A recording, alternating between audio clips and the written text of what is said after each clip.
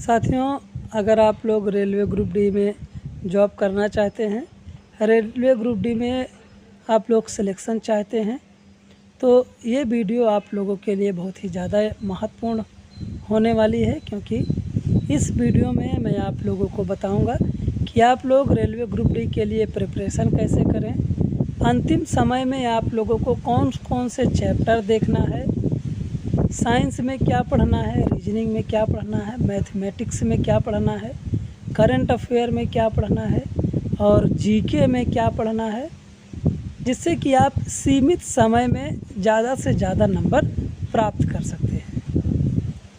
जो साथी हमारे पहली बार एग्ज़ाम देने जा रहे हैं, उनके लिए तो ये वीडियो बहुत ही ज़्यादा इम्पोर्टेंट होने वाली है, क्योंकि उनको मालूम नहीं रहता कि हमें एग्ज़ाम कैसे देना है, प्रिपरेशन कैसे करना है और कौन कौन से चैप्टर पढ़ना है जिससे हमको ज़्यादा नंबर मिलेगा।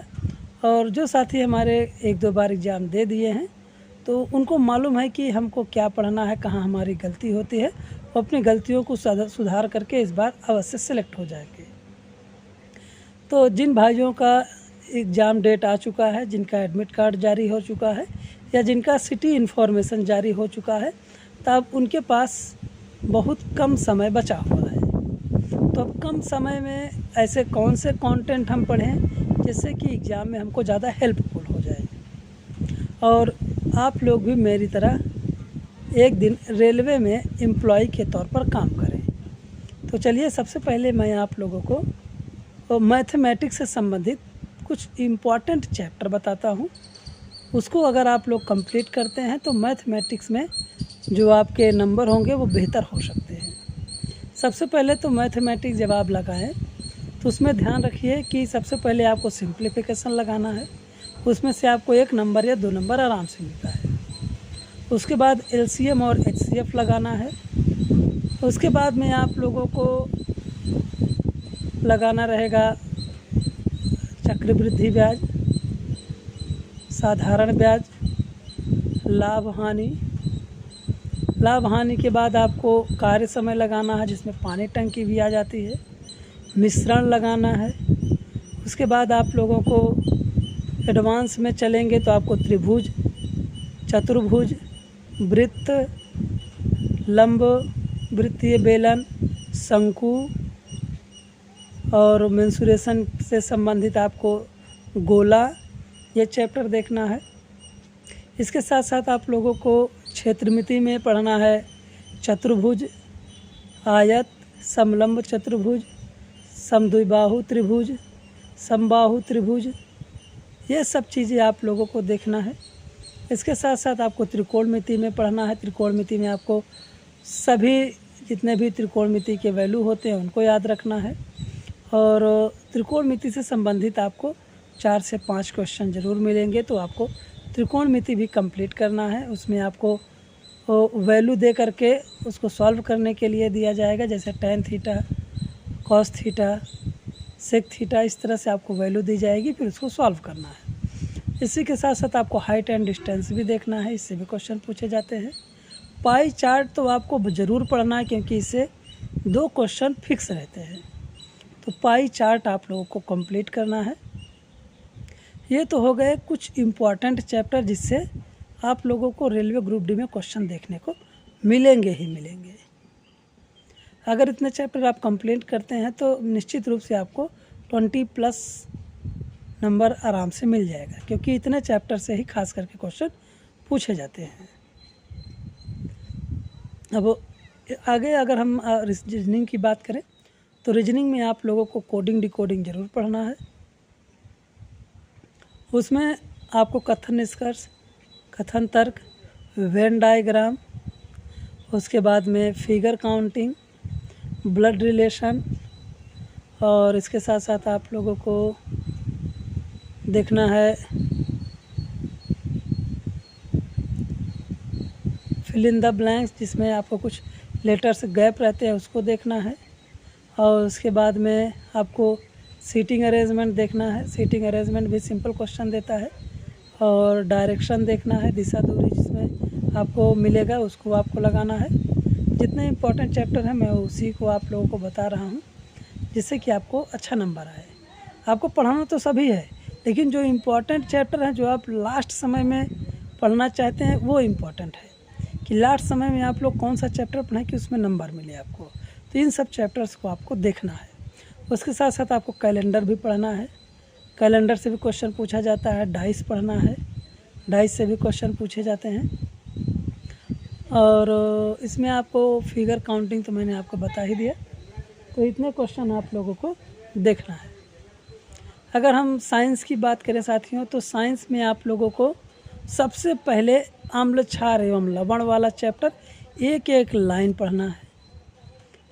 और उसके बाद में रासायनिक समीकरण एवं अभिक्रियाएं वाला चैप्टर जो है उसको अच्छे से पढ़ना है। कार्बन एवं उसके यौगिक अच्छे से पढ़ना है। खास करके रिएक्शन पर ज़रूर ध्यान दीजिएगा।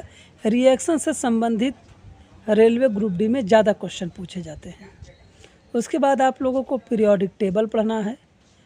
पीरियोडिक टेबल से भी आपको 3 से 4 क्वेश्चन मिलते हैं, तो पीरियोडिक टेबल को भी आप लोगों को पढ़ना है। अगर हम बायो में आ जाते हैं तो बायो में आपको पहले तो पादपों में प्रजनन कैसे होता है, समन्वय कैसे होता है, मस्तिष्क से वाला जो चैप्टर होता है उसको पढ़ना है। उसके बाद आप लोगों को पाचन श्वसन पढ़ना है। और इसके बाद में आप लोगों को बायोलॉजी से जो अनुवांशिकी वाला चैप्टर है उसको भी पढ़ना है। अगर हम फिजिक्स की बात करें तो फिजिक्स में आप लोगों को कार्य समय दूरी पढ़ना है। विद्युत वाला चैप्टर खास करके पढ़िएगा क्योंकि उससे 4 से 5 क्वेश्चन आपको मिलेंगे। तो विद्युत वाला चैप्टर बहुत इंपॉर्टेंट है, उसको आप मिस मत करिएगा। और चुंबक वाला जो चैप्टर है उसको भी आप लोग अच्छे से पढ़िएगा, उससे भी आपको क्वेश्चन मिलते हैं। क्वेश्चन आपको ऑब्जेक्टिव टाइप ही मिलेंगे, लेकिन उसमें आपको न्यूमेरिकल दिया जाता है। लेंस वाला चैप्टर, लेंस और दर्पण भी बहुत ही इंपॉर्टेंट है, इससे भी आप लोगों को 4 से 5 क्वेश्चन मिलेंगे, तो इसको भी आपको अच्छे से पढ़ना है। लेंस दर्पण नहीं छोड़ना है। उसमें प्रकीर्णन हो गया, वर्ण विक्षेपण हो गया, इस सब चीज़ों को आपको ध्यान में रखना है। उसके बाद उसमें फिगर कहाँ पर बनते हैं, कैसे बनते हैं, कब वास्तविक होगा, कब आभासी होगा, इससे संबंधित जितने भी क्वेश्चन बनते हैं इसको आप लोग ध्यान से देखिएगा। और कक्षा 10 का जो NCERT वाली बुक है, अगर आप उसको कंप्लीट पढ़ लेते हैं शुरू से लेकर के अंत तक, तो समझिए कि आपका जो 30 नंबर है उसमें से आपको 25 प्लस नंबर आराम से मिल जाएगा। अगर आप बहुत अच्छे से पढ़ते हैं तब ऊपर नहीं पढ़ना, उसको एक बार डीपली पढ़ना है अच्छे से। और GS में भी आप लोगों को पढ़ना है, नॉर्मल क्वेश्चन पूछे जाते हैं। और करंट अफेयर तो आप लोग पिछले 6 महीने के ज़रूर कंप्लीट कर लीजिए। साथियों, मैं सोच रहा हूँ कि जितने भी हमारे दर्शक हैं जो रेलवे ग्रुप डी की तैयारी कर रहे हैं, उनके लिए मैं क्लास स्टार्ट करूं, उसमें जितने भी इम्पोर्टेंट क्वेश्चन हैं उनको इंक्लूड करूं और आप लोगों की हेल्प कर सकूं। और इसमें मैं आप लोगों को आज से एक पिछले ईयर्स का जितना क्वेश्चन पेपर है उसको मैं सॉल्व करवाऊंगा, इसको आप लोग ज़रूर देखिएगा। डेली मैं आप लोगों को एक क्वेश्चन पेपर सॉल्व करवाऊंगा, जिससे कि आप लोगों को अंदाज़ा लग जाएगा कि क्वेश्चन किस तरह से पूछे जाते हैं और आपको क्वेश्चन किस तरह से पढ़ना है और कौन कौन से इम्पॉर्टेंट चैप्टर है जिससे क्वेश्चन पूछे जा रहे हैं। अगर आप लोग ये वीडियो देखने के बाद अगला वीडियो भी देखेंगे तो निश्चित ही आप लोगों को बहुत ज़्यादा हेल्प होने वाली है।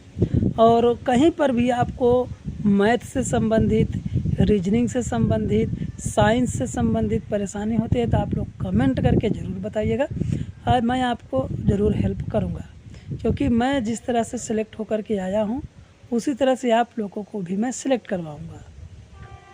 अगर आप लोग मेरी बात को ध्यान से समझेंगे, मेरी बातों के अनुसार चलेंगे, तो इस बार आपका सिलेक्शन 100% श्योर है कि हो जाएगा। अगर आप लोग इधर उधर भटकेंगे तो हो सकता है कि इस बार भी आप लोग सिलेक्ट होने से बच जाएं। आप कहीं गलती करेंगे तो आपका सिलेक्शन रुक जाएगा, सीधी सी बात है।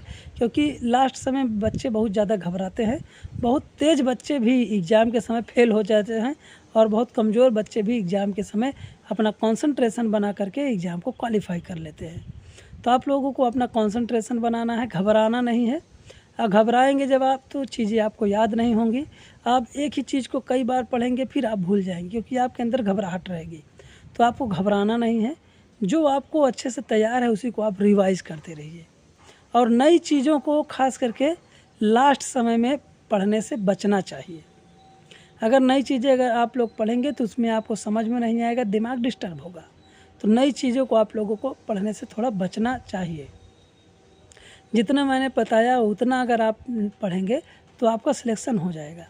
मैं आप लोगों को जो क्वेश्चन पेपर सॉल्व करवाऊंगा उसको भी देख करके आप अंदाज़ा लगा सकते हैं कि क्वेश्चन किस तरह से पूछे जाते हैं और कि आपकी प्रिपरेशन कैसी है।